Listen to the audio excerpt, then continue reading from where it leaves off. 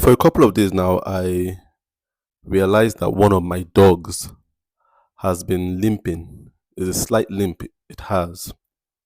And well, it's not the first time. This happens from time to time. They get into activity, strain a muscle, and or have an injury, and then you can see it in their gait that they have an injury in one of their limbs. And so I realized that one of my dogs had been limping. So I examined that particular limb and I didn't see any external wound. And so I just, said, okay, massage the limb for a while and allowed it to go about its day. The next day I realized it was still limping. There's a particular drug I give them when they have like muscular pains and stuff like that. So today being the third day, I woke up this morning and I realized it was still limping. And the spirit just ministered to me, take it for a walk. And for me, it was, it didn't seem to make so much sense to me because I said, walking this dog with this limp that it has is going to be very stressful. It's going to be very painful for it, and it's just going to be going to be a very slow walk. And I don't want to have to carry this dog home. This dog is a very heavy dog. I cannot carry or drag this dog home. I don't want to start my morning that way. But then I felt a strong leading to just put it on a leash and take it for a walk. So I just said it to the dog, let's go for a walk. And the dog perked up and got ready. And immediately I opened the gate. The dog came out, with so much energy. And we went for this walk. And it was like a 30-minute walk. And the dog walked gracefully from the first minute of the walk till we came back, till he got a little bit tired. It worked, and nobody would have thought that this dog had any issues. If everybody that saw it outside thought it was perfectly fine. And I started to think to myself, just a few minutes ago, this dog was limping and didn't want to engage in any activity at all. And now that I'm taking it for a walk, it's so active. It's walking on that particular limb like there's nothing wrong with it. And that struck me. It struck me because I realized that the dog was happy going for a walk. And the joy it found going for the walk distracted it from its pain. And for those 30 minutes, the dog was healed from whatever it is, the stiffness, the ache, whatever it is that was causing it to limp. And, it just made me realize that that's what healing is. Healing really is a distraction or a diversion from pain or from sickness. And, with modern day medicine, a lot of modern day medicine, what it does is force or subdue the cells, subdue or force ourselves to feel better. But then, with what happened with my dog today, it makes me realize that there's a psychological aspect to healing and a psychological aspect to pain that we don't pay enough attention to. And what I'm trying to say is a lot of pain that we feel in our lives is induced by a place we put ourselves in psychologically. And a lot of the healing we seek is found also in the place we put ourselves in psychologically. And you see, the dog this morning enjoyed the walk of walking, of going on a walk. It enjoyed that walk, that while it was doing that walk, the cells were distracted from that pain point. And it did the work effectively, it did the work gracefully, it did the work well. It was one of the best walks I've ever had with my dog. Best walk. It wasn't pulling on the leash. It was very pleasant. And the reason why I'm saying this is because I'm a big advocate for walk. I think walk is a core aspect of man's life, core aspect of our life. It is what we are called to do, to walk. But there's a difference between work and labor. And a lot of what we do is labor and toil. But God wants us to walk. He wants us to walk gracefully. He wants us to walk with authority. He wants us to walk with joy. So there's someone listening to this podcast today that you are feeling pain, and you're feeling physical pain in your body, in your chest, in your back, in your head, in your feet, in your hands. There's pain somewhere.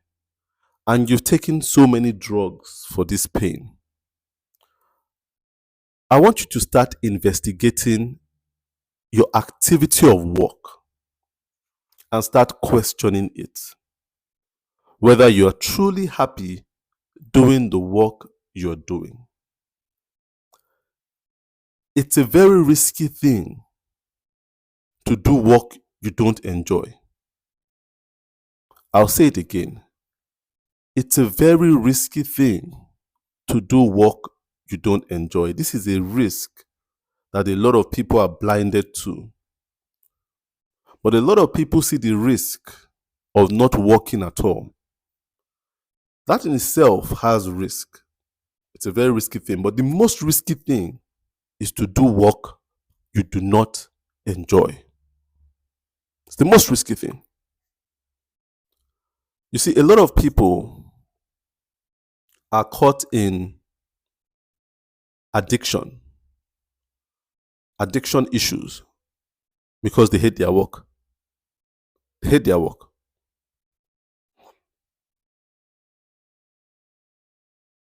I remember watching a movie, The Wolf of Wall Street. It's a very interesting movie, Wolf of Wall Street.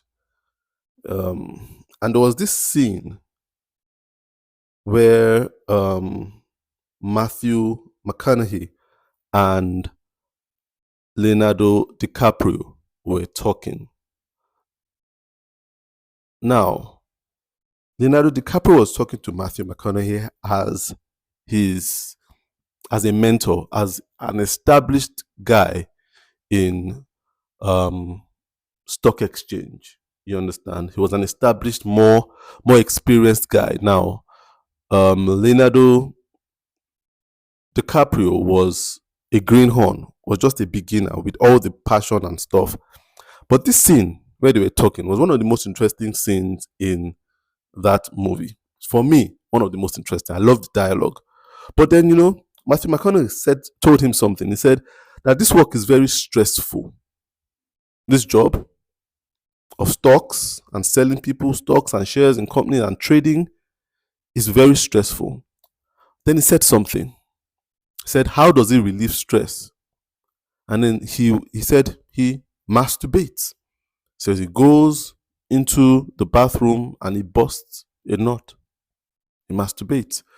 And he recommended it to this beginner, Leonardo DiCaprio. He said, just go and masturbate. It does a lot for you to get over the stress. There are so many people that have gotten into addictions, sexual addiction, because of the stress and unfulfillment of their jobs.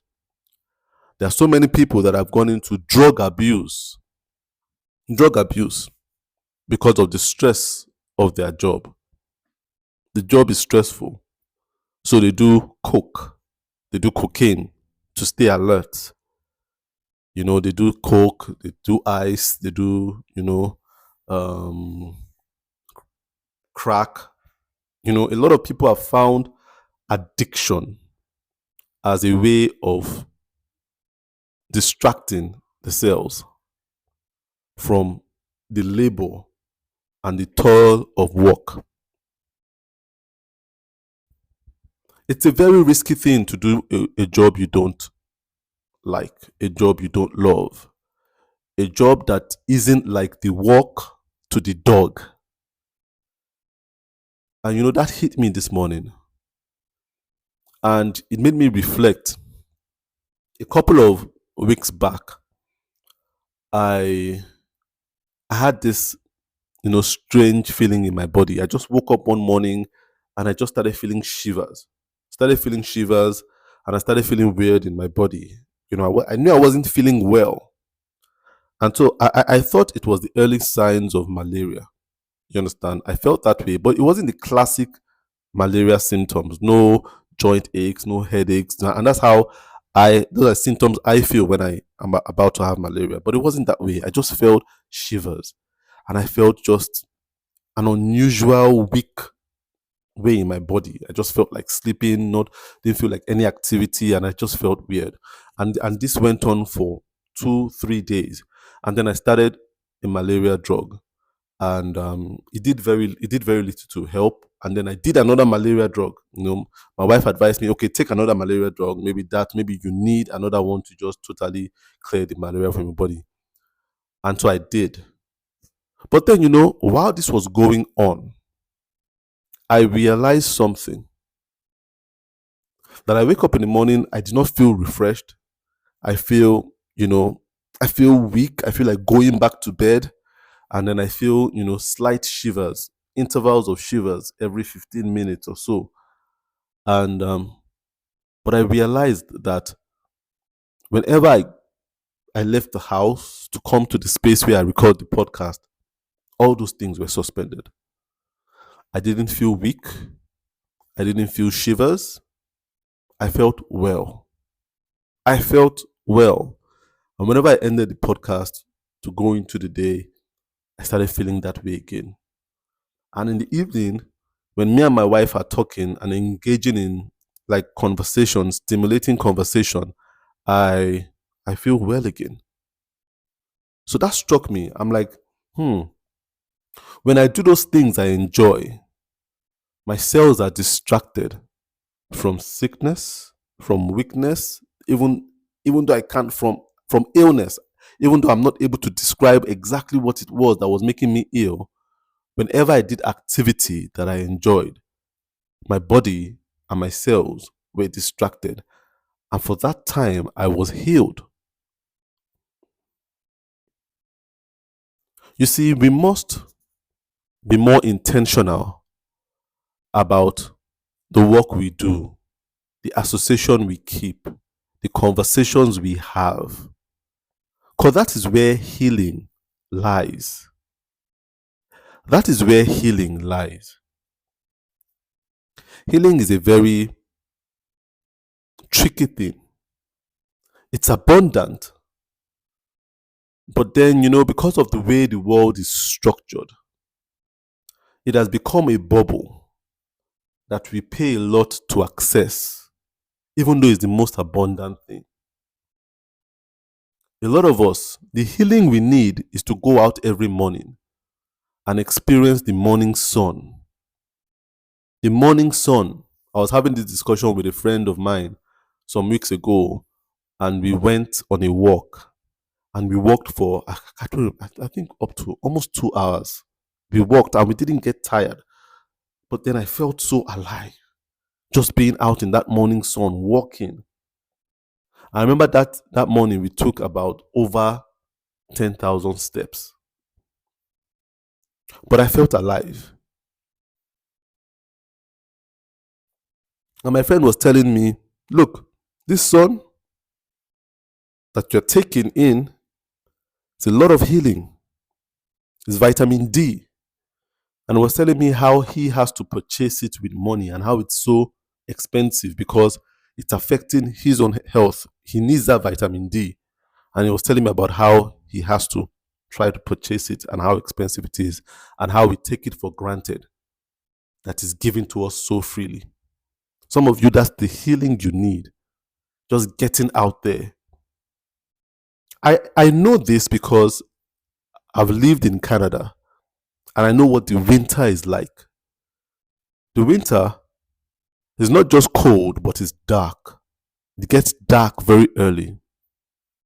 But it's not just dark on the external, it also gets dark inside people's minds. And you realize that people struggle with depression a lot during the winter season. And that's because they're not getting this thing called vitamin D from the sun. When I came back to Nigeria, I realized how important the sun is.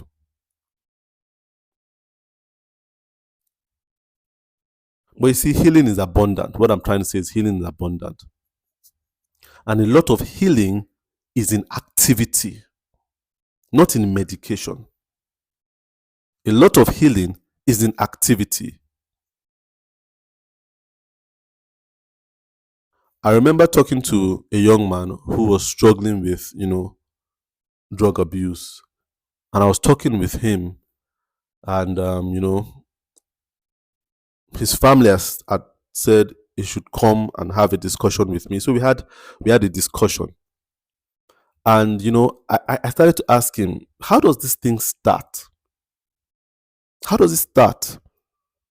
And he told me, a lot of it starts when he's doing something, a job he doesn't like, that becomes stressful for him. And then he just spirals down into depression.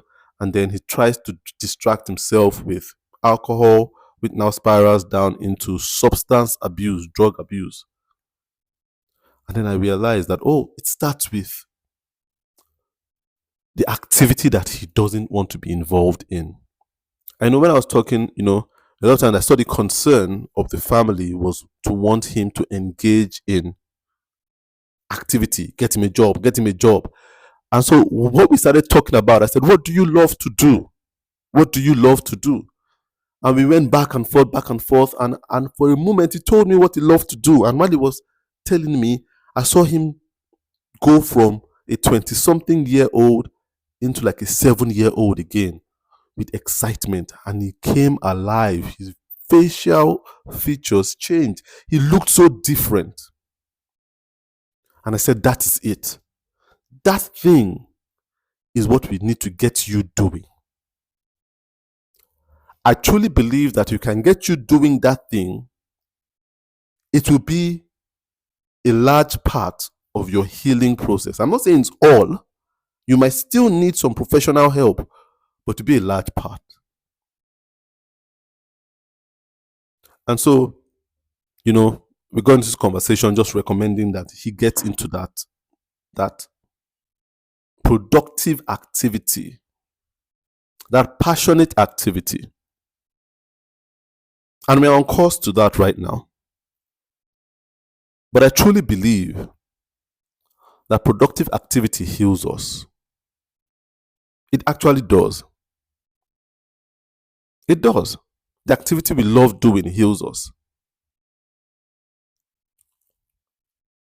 There's a part of the Bible where, I've talked about it, Jesus at the well with the Samaritan woman, and said Jesus and his disciples were walking and they got tired and Jesus was hungry, that his disciples had to go and buy food and Jesus had to stay back. Maybe out of tiredness, I don't know, but he just had to stay back. And then he got into conversation with this lady, and the disciples came with the food, and they realized that Jesus wasn't expressing hunger anymore. And Jesus expressed that this thing I'm doing has already filled me up. My cells do not feel hungry anymore. They've been distracted from hunger. Now I'm going to say something a little bit controversial here. But in hard times, do work you love. You see, when you do work you love, you spend less on food. A lot of people stuff their face with food because they are sad on the inside. A happy person doesn't eat that much. I'll say this again. A lot of people eat a lot, feel hungry a lot because they are sad on the inside. They're trying to fill that emotional hole. A happy person eats little. And that's why when you look at Western societies, you realize that there's a lot of obesity there. A lot of obesity. A lot of food brands, salty food, sugary food, oily food. A lot of them being advertised because there's a lot of depression. There is. Years before now, people were not obese, not because there wasn't fast food available, but there was productive activity and people were actually happier. Happy people eat less. You want to save money that you're eating on food? Do something that makes you happy. That's why when you share food, when you actually share food with someone you love, you feel full as a person, you feel content. When you share food, you feel content. I've experienced it so many times. We have a tradition in my family.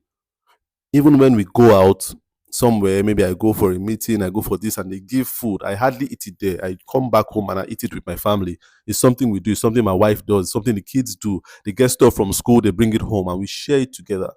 Sometimes we share ridiculously small stuff, like one piece of meat in one of these small chops pack, and we share every single thing in the small chops pack, every single thing, even to the small piece of meat. But then it's satisfying because I'm sharing it with people I love. Happiness fills us. Happiness fills us. Sadness empties us. And so we just throw things in there. It's very costly to do a job you don't like. It's very costly to work a job 9 to 5, 5 days a week, 6 days a week that you don't like. It costs you more. Even if the job pays you more, it eventually costs you more. Because people that do jobs they don't like have illnesses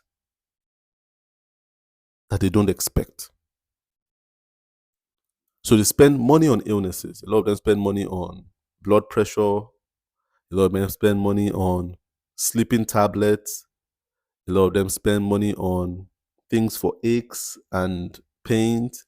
A lot of them spend money on antidepressants. A lot of people spend money on things like that.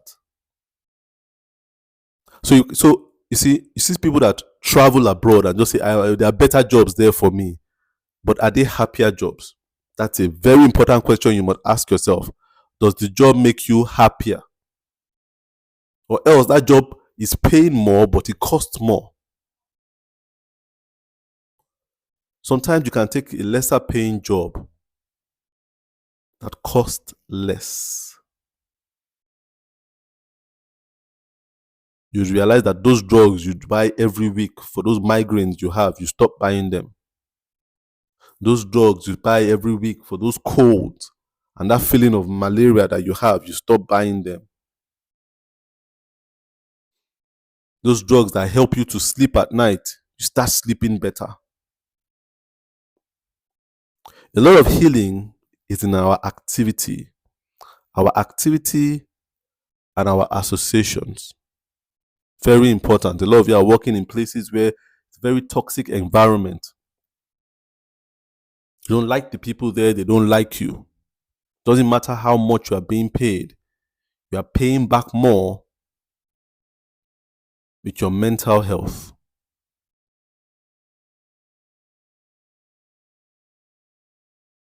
Mental health has become a thing right now because people have compromised themselves.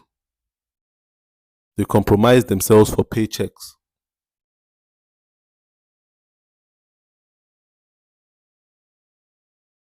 I truly believe someone needs to listen to this today.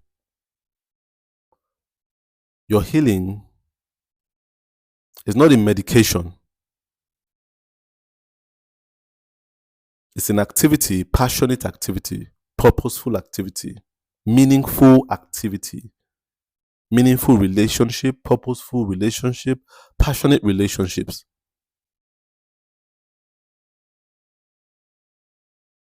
My name is Tola T.A. Alabi, and this is the TA Podcast.